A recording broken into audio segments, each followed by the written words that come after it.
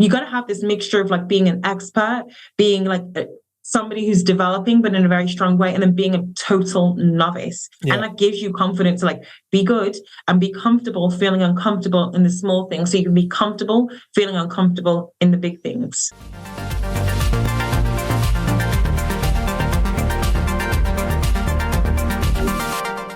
Hi everyone, welcome back to the HR Leaders Podcast. On today's episode, I'm joined by Tope Sadiku, who's the head of strategic planning, strategy, transformation, agile, and digital revolution at the Kraft Heinz company. During the episode, Tope shares how Kraft Heinz are using agile at scale to transform to a digitally powered enterprise. She also talks about how to master the subtle differences between no and not now in decision making, as well as how subtraction can revolutionize your employee experience. As always, before we jump into the video, make sure you hit the subscribe button, turn on the notification bell, and follow on your favorite podcast platform. With that being said, let's jump in. Tope, welcome to the show. How are you? I am very well, thank you. Thank you for having me. It's like a rainy day in Chicago, but it is sunny in my life, so life is good. I feel good. But you're speaking to Chris Rainey as well, so well, exactly. There's some synergy. Everything is conspiring for this to be an awesome conversation. That is it. The universe just knew. Did you say it's raining, right? You said that. So how? Yeah. I hope you brought your umbrella because I know you got to keep the hair looking good. Do you know what I just get on with it, put my hood up and just go. I went to Pilates this morning and it took me maybe like 12 minutes into the walk to realize that it was raining. When I'm in that mode, I will just go. I don't see like You're sun, good though. rain, My wife whatever. wouldn't even leave the house with her hair. She's like, nope. She's like, if we haven't got an umbrella or we're waiting it out. That's funny.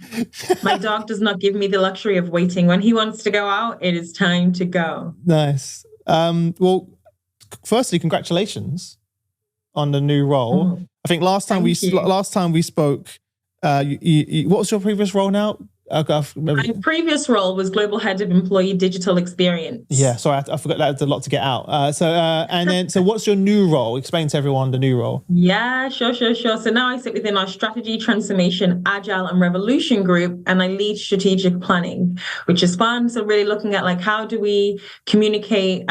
We've got like 10 strategic priorities. We're looking to be an agile organization, scale our agile within Kraft Heinz. And really, what does that mean from like a communications perspective? How do we brand and position ourselves within the market? And how do we make sure we bring all of our employees on that journey and really shout about all the great things we're doing externally as well? Wow, I can see your smile when you just you can't even say it without smiling. I know, it's really cool. It is actually really, really cool. I was reading this McKinsey article about agile organization. I thought, my goodness, I'm lucky that every kind of like I won't call it new trend, but like development in workforce design. Yeah. I'm actually always able to kind of like lead and pioneer that whether it was like the future of work or return to work or like ESG and technology. And now looking at agile, I've been quite lucky. I'll use you create your own luck. Exactly. I have been fortunate enough to create opportunities where I've really been able to take a more active position and a role in leading organizations through that. Amazing. So this is a brand new role that they've created. That's right. Why is Kraft Heinz decided to go on this journey? What's the why behind this?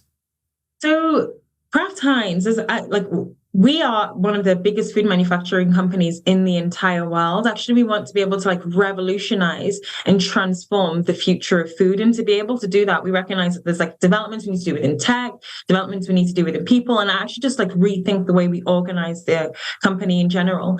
So the strategy, transformation, agile, and revolution group, we call it like STAR internally. I was about to say, I'm sure you got an acronym.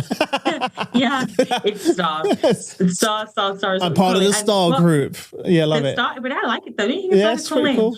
And it's like a group. It was like a group of people originally from the business who were kind of taken from business, I'd say just traditional business roles and placed into this group to look at what does it mean to transform Kraft Heinz. And over the last 2 years, that team has grown and really developed. I think we're about 300 now. Ambition to even be even bigger and greater. So this was just 300. That's a lot. I did right. Yeah. Wow. Yeah. So it's fun. It is fun. So what's your day-to-day work consist of now? What does that look like? I think it's still quite project-based, and I probably operate well in that. I'm like structured, discipline, and routine. So I have things that I do in my life at the same time every single day, whether it's Monday, Tuesday, Sunday. Why am I not surprised? I mean, I operate like that. And then within that, I have like space to be creative and like freedom to focus on different projects. So right now I'm really looking at what is Agile at scale? What is our branding? What is our communication strategy around that? And really making sure that I have a solid framework and then build this story. Okay.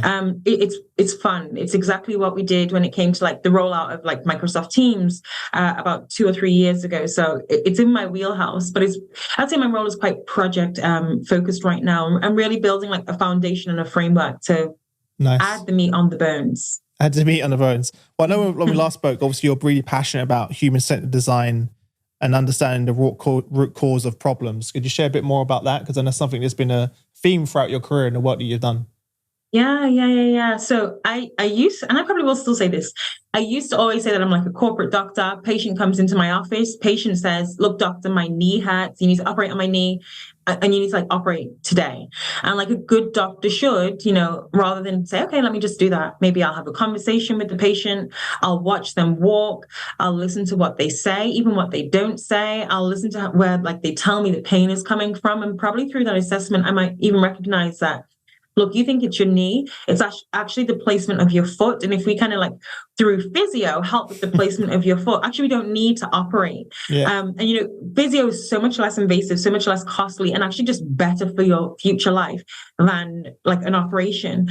And if I was to extrapolate that into a business, maybe like rather than ripping something out and putting in a new solution, actually there's probably like an opportunity to tweak and rethink and redesign maybe what you have today and create things that are in harmony with your existing environment. But at the core of it is like the patient and knowing where they are today and where their life cycle is. And, technology is like a medical toolkit. And even today, I kind of think in my toolkit, I've got like technology, I've got like my background in finance, I've got the work that I've done around like behavioral science and human-centered design and organizational design. And with any kind of like problem I'm trying to solve, I kind of watch, listen, and spend a lot of time listening and then rumble through my medical toolkit or my toolkit and say, okay, what might work here?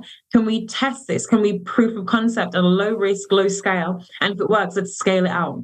Yeah. I love that analogy, by the way. Like, and it's something that like I relate to personally, because you mentioned like the first thing companies want to go to is let's go straight into surgery. Yeah. Right. And I had the perfect example where I hurt my back really badly, my spine, because of I grew up playing ice hockey and breakdancing and all the things that you shouldn't do for your body to be healthy. And every single doctor I saw was like surgery. Then I saw a specialist and they said, hey, we can actually do, some stem cells injections into your back for the tissue to grow back and et cetera. And I went that route and within a couple of months, my back was perfect.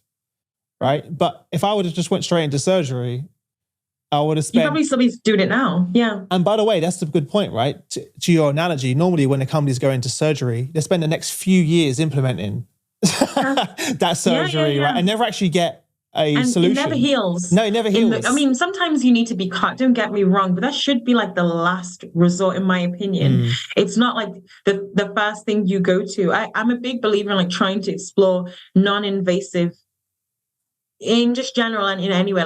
I think prevention is better than cure, but also like exploring non-invasive tactics and mechanisms. But don't get me wrong, sometimes you need to take that route. That is why it exists. Yeah. So random, we're going down these analogies. Yeah. What do you think, you also was a big part of the company's strategy during the pandemic, right? What were some of the key learnings that you took away from some of those projects, whether it's hybrid or well-being? What were some of the key takeaways that you took from those projects? So in those days, actually, I led our return to office from the tech side. So really looking at, okay, what is the future of work, let's say, and I'm pausing because I'm like, the future is just a good today and tomorrow, but really like, what does this next evolution of the workplace look like?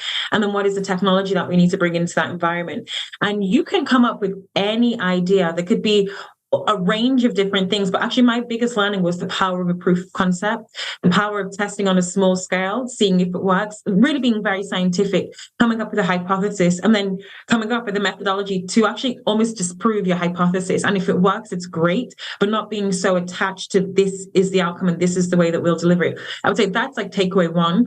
Takeaway two, and by the way, I use a lot of analogies. But I love analogies. If I was like, imagine if I was like making an Italian cookbook and I said, okay, in my Italian cookbook, there's going to be a lasagna. I don't like in traditional lasagna, maybe there's like tomatoes, there's onions, maybe there's like meat. But what if your family are like lactose intolerant, so you can't eat cheese? Or what if you're like vegetarian or vegan, so you don't eat meat? Well, how do you like create something where there's like a cookbook or a playbook, but it allows for that localization and that nuance that tailors to the family. And I think really understanding like the dynamics of your family are so important. And even when you think of like a family, you may have like your family, but like your side of the family may be different to like your partner's side of the family may be different to your brothers or your sisters, but you are all still one family. So how do you like have this Italian cookbook that everybody can flex to and feel like they are contributing towards a meal and we're all kind of having this shared meal, but it's allows for that local nuance or that like family dynamic. Yeah. So for me, the power of the proof of concept, big one. I will take that into like the rest of my life, even in my personal life. And then second of all, the understanding of like the local nuances and specialization or localization. Mm-hmm. I love your analogies. They're so cool. Like, let's start with the first one, the proof of concept, right? Like, I think companies, especially large companies, are quite guilty of, doing these huge 2-3 year plans, right? And then they figure out right at the end that this isn't the right one. Yeah. Whereas, as opposed to testing it immediately, like you're saying, like we do with innovation, right? With products, we test it, we put out a minimum viable product, we get feedback just on it, and iterate. And exactly. Yeah, exactly. But in HR or in business, we've been petrified of making. I'll tell you an example. Like there was a CHRO I was speaking to just before the pandemic on the podcast, and on the podcast she spoke about a 2-year plan to move a couple of thousand employees remote. When the pandemic happened, she did that in 1 day. And we both had a laugh about it on a call a few weeks later. We're like, remember when you had this plan? She was like, Chris, it's just ridiculous, right? Because all of that red tape was removed. All of those reasons why we couldn't do it went out the window, and we did it overnight. And it just... what? I actually love that because that's like Agile for me. Yes. A core tenet of Agile is this idea of like ideating and iterating as you are moving forward. Sometimes I hear it described as build the plane while you're trying to fly it now. 100%. I don't know if I would actually go on a plane that someone's trying to build. Or it's like, jump out of the airplane and build your parachute on the way down. Exactly. I mean, in real life, I probably wouldn't do that, but I get the idea. Yeah. I get what you're trying to get to, because sometimes you think it's got to be perfectly formed before it can go public. And, Seth Godin talks a lot about ship it. I did this alt MBA with Seth Godin. It was in 2020, back end of 2020, when everything was remote, and it was awesome. I'm a huge advocate of Seth Godin. Yeah, I've had him on the show. He's great. I was going to say he's awesome, but he talks about ship it. And really what he's trying to say is just get it out. You want to write a book, you just have to have the discipline of writing every day and just ship it and like give yourself, extend grace to yourself. It might not be perfect, but you need to feel confident in not someone also told me, don't let perfection is the enemy of good enough, or don't let perfection be the enemy of good or great enough. And I thought that's kind of true. Sometimes you can hold it back because you're trying to get that extra 5%. And actually, you don't even know if that 95% is even where it needs to be. Yeah, 100%. And that's also something I've developed and kind of been very, I don't know what the word is, but I do that personally. So a lot of my friends say to Shane and I, 1 year, and this is not sound arrogant, but this is a true story. One of my team members bought me a book and it was called How to Be Good at Everything. And it was sarcastic because they're always say, Chris, you're good at everything. You're good at all these different sports you do. And I'm like, but what you don't see is there's no difference between me and you. It's just that I'm willing to fail. I'm willing to look stupid. I'm willing to fall over. I'm willing to fall on my face. So, when people say to me, they're like, oh, I'm not good at this. And I say, have you tried it? No. So how do you know you're not good at it? Do you know? Exactly. Or they tried it twice. They go, oh, I've tried playing golf, right, once, and I wasn't good at it. Well, of course you wasn't good at it. Yeah. I wasn't good at podcasting when I first started this. Listen to episode 1 of the HR Leaders podcast, right? I wasn't good at editing or build any of the things that we do day to day, right? So it's that mind shift that once you realize that it's just a process, a journey, you can be good at anything. And that's why I got excited. Yeah. Yeah. And there's someone that I really think you would love to meet. I think she's awesome. Her name is Whitney Johnson. I don't know if you know I know her. She's been on the show multiple times. So she's a friend of mine. Yeah. I love Whitney. Because great people all connect together. And Whitney talks about the S curve, right? Yes. And what I love about the S curve is that it's like you have to, I mean, how I apply that in my own life is you need to be comfortable being uncomfortable in the small things so you can be comfortable being uncomfortable in the big things. Yes. And actually there's almost, in life, I don't think it would work if you were learning something new in every area of your life and you just thought you were failing. That's too I think much. only babies can like live like that because they're probably just not as conscious as like, let's say that they have a way to go and feeling like embarrassment, shame, all these things that we learn as we get older.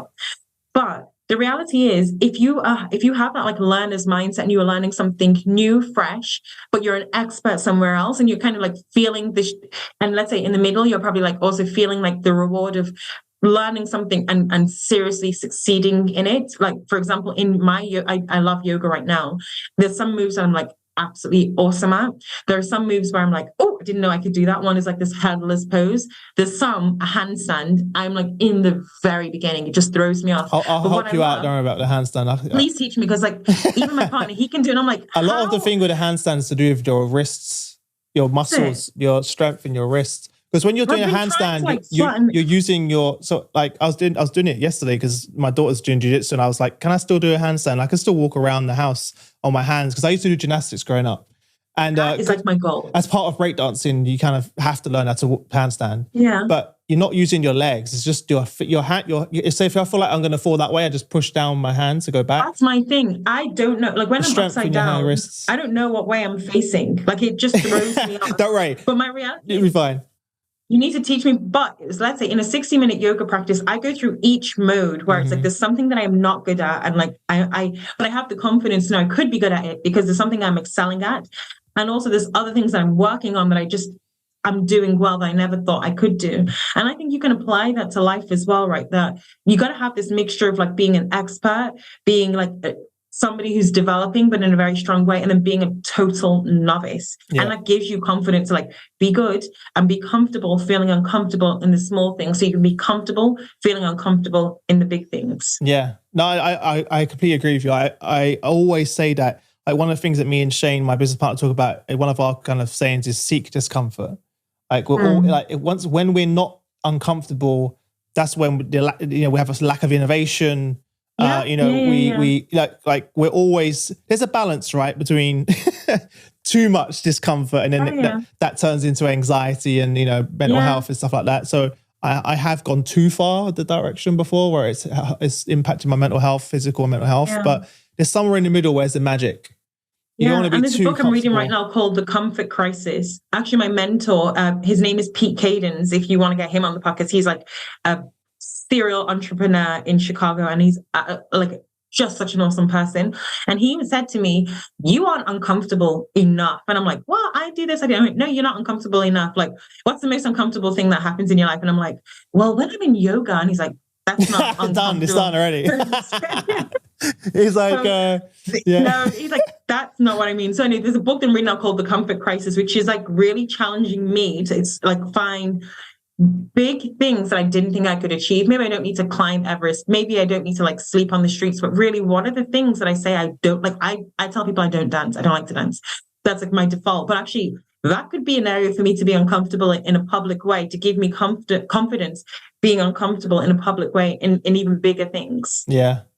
No, like I can tell you right now, after doing this for so long and speaking to so many amazing leaders, that's one thing they have in common. They have that growth mindset where they're constantly disrupting their own thoughts as well, right? And themselves, and always trying new things. And that's what keeps them relevant. It keeps them sharp. And also to be in this profession, you kind of have to be like, the world of work and the roles that we're in, they're constantly evolving. You got to keep up as well. It's also why I get out of bed every day. There needs to be a purpose.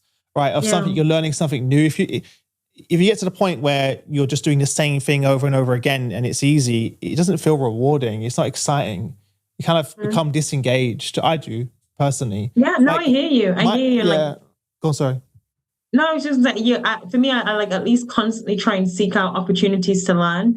And I recognize in myself that once I've like cracked something, I think it's a blessing and a curse. But once I've cracked something, I kind of want to move on. Oh my God, I relate to you so much. My mom and my friends would always say to me growing up, why don't you ever stick to anything? Because you get really good at ice hockey, then you stop. Really good at breakdancing, skateboarding, business. And I was like, because it's the journey which is exciting of seeing the growth. When you finally get to a level of mastery, I would say, it's just boring, not boring. Then you're like, what's next? Like, and you need to be challenged. Exactly. I hear, but not everybody is designed for that. And like, I know. For everybody, it looks different. Like, I know my mother, when I tell them, I want to like do this new job or I want to take this new opportunity, she's always like, no, just enjoy where you are. Yeah. Just stay. And I'm like, that's where we are so different, where I'm just like hungry for the next thing. I'm hungry for the challenge in the next thing. That's the same with me and Shane when we went to start the company. Everyone around us said, don't do it. You know, my mom, our parents, our friends, our family, everyone was like, you have good jobs, you know, you build good careers, you make good money. Like, why would you do that? They like think we're crazy, right? And I'm like, no, that's exactly everything you just said is why I should do it. Yeah. They're like, what do you mean? I'm like, everything you said that the reasons that you think we should stay is exactly why we're like, no, we need to go, right? As well. And back to your role and what you're doing now, that everything we just said is transferable. As organizations, there's things that we're really good at. It's good to identify where are the areas that we are excelling, but also have the humility to look back and say, here are the areas that we need to make improvement. That's it. And like, where's the white space? Like, where is the space that we can really transform? You know, you can be fit, you can be like in shape and fit, but there's still like an effort to go. There's still like, I don't ever think, you know, I pray that I die on this road of like evolution. I want to die on the up. I don't want to like be living out the end of my life on the decline and just kind of like waiting for the time that I take my last breath. I want to, in old age, be like on that incline. And I think that's like the way you can remain relevant. Even when you look at a company, you have to constantly like redefine and reevaluate and reassess who you are. Yeah. Something you said to me last time, and I wrote it down, is understanding when time is not right. And sorry, I think you said basically not no, but not now. Now. I say that a lot. So explain that. You said you do a better job than I will. Of course, because, you know, let's say 4 years ago, if anybody was going to a company and saying, hey, I think we should allow all of our workers, all of our office knowledge workers to be able to work anywhere. They can work at home, they can work in an alternative location. And actually, maybe let's rethink the purpose of the office. Maybe we make it more of a space for collaboration. People would be like, what? Absolutely not. Like, why? There is no urgency. There's no need. There's no desire. I actually can't even see that future. But sometimes the reality is it's not no, as in like a hard no, never. Sometimes it is like a not now, which is like the timing isn't right. And that can just be in so many areas of your life. Like going back to the headstand, maybe it's not a no, it is just a not now because my wrists aren't strong enough. Yeah. Or even when you look at like an organization and you may say, let's rethink what it means to achieve this objective. And actually, maybe the reality is that you're just not ready, that it's not no, it is just not now. You know, if you want to look at bringing in like data and analytics and, you know, like really leaning into all that, maybe it's not a no, it is just a not now. And sometimes we can be like demoralized when we get a no, not recognizing that it's just it's a not now. And I had this conversation with my CIO about an initiative I was trying to work on. And he was really trying to be like, don't get discouraged. And I said, do you know what? All I'm doing is I'm dehydrating this and I'm putting it on a shelf. But at the moment that the time is right, I'm just going to bring it down and drop some drops of water on it and it's ready to flourish and go. I love your analogy. So it's not a no, it is just a not now. Yeah. And so again, also, sometimes you have to give people time to like move with that vision as well. If you think of like, even like the internet. In the beginning, no one knew it was going to be what it is today. And probably the people who were coming up with what the internet would be, like the ideation, people are like, you are absolutely bonkers. That's not going to work. But the reality is, sometimes you need to give people the chance to come on that journey with you. And it might just be a not now rather than a no. Mm-hmm. Yeah, it's important, right? We expect everyone just to jump on the bandwagon.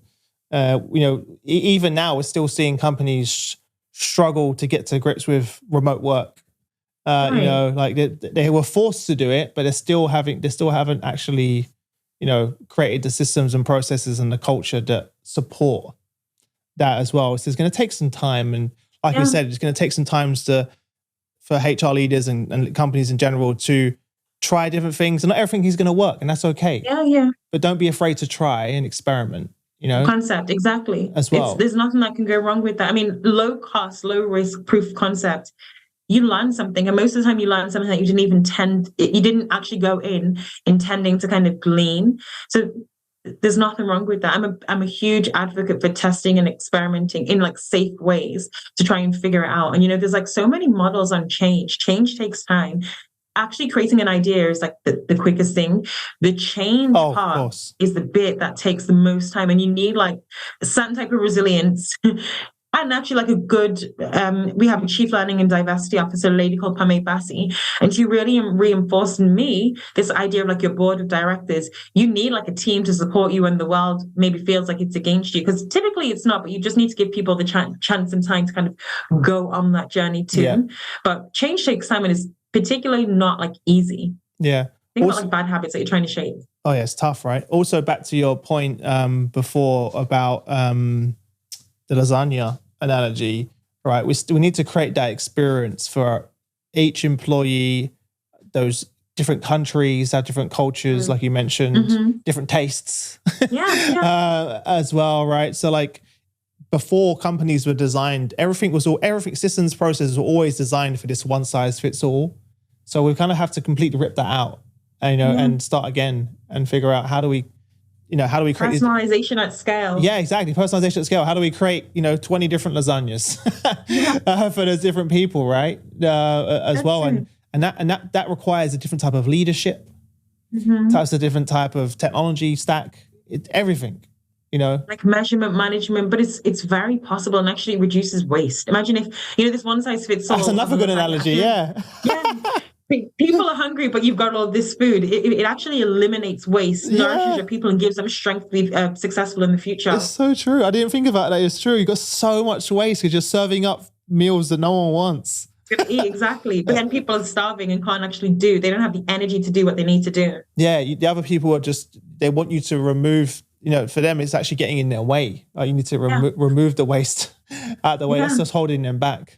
I love that. This is like a whole podcast of analogies. Like you need to create like I don't know, some sort of like your own business. Like when you release a book in the future, it's just got to be a book of analogies. I don't know how. That's how things stick in my mind. I'm like this. I'm very story. Well, you've learned that about yourself, right? And also I'm sure, I don't know how you are, but personally, I do something similar because I can visualize it, I can see it. Because now you said the cookbook. I can bring all those pieces that we just spoke about. I can put them. It brings it all together. Exactly. As well. Otherwise, it'd be quite hard. Also, I just interviewed the global head of people analytics for GE just a second ago before this podcast, and one of the things he was talking about like I was like, what are the main skills that you need to be a successful leader? And none of them were technical. And the number one was storytelling, to your point, right? How do you create a story so the people you're going to communicate can visualize what you're saying, right? And you might have different types in the room. Someone might want it, someone might be more analytical. Some might be more like how we are, visual as well. You've got to serve all those different audiences. Yeah, that's right. In that room as well. You can't just put an Excel spreadsheet on the table, because for someone like me, that will just go straight over my head.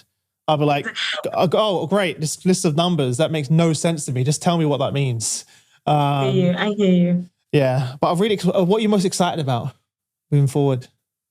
In general? Yeah, okay. apart from your handstands. So we're going to get the handstands down. Okay, I'm getting married. I get married in September. I'm very excited. I saw the ring. Let me see it. I saw it. That's it. Whoa. This is my That's too heavy. You're going to break your hand. I don't know how you picked that up. I have a little cart for my ring. So I'm excited. And really what that wedding represents for me is that there's just a lot of evolution happening in my life right now. In my career, I see it in my like relationships, both romantic and professional and personal relationships. There's a lot of evolution in my career. There's evolution in my home. There's evolution. And actually like it gives me like confidence about this power of like growth.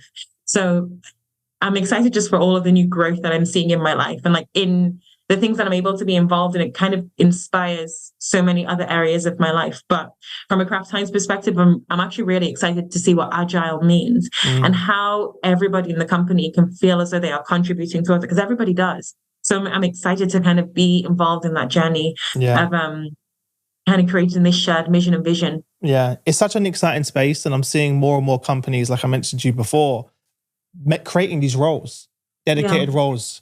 So it's a whole brand new space almost as well. So really excited for you. Anyone who's watching or listening can see and hear the smile. They can hear the smile on your face as well. And that's great to hear. So enjoy the wedding.